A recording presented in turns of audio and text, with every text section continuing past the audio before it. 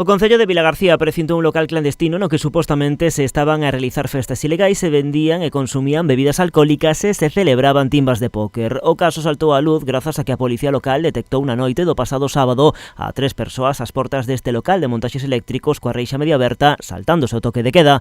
Os axentes nun principio sospeitaron que podería tratarse dun roubo. Ao baixarse do coche, 2 desas persoas escaparon pasando a gatas por debaixo da reixa para esconderse no interior do local. Tras interceptar o terceiro, solicitaron a presenza doutra patrulla para poder acceder ao establecemento. Ao facelo, atopáronse a 5 persoas dentro, unha das cales dicía ser o arrendatario do baixo e que o utilizaba para reunirse con amigos. Nas inspeccións atoparon refrescos e bebidas alcohólicas, unha mesa de póker e unha caixa con fichas de xogo, unha máquina come cartos e ata un sistema de vixilancia interior dotado con varias cámaras cuxas imaxes se monitorizaban a través dun ordenador. A policía tamén atopou unha bolsa con marihuana.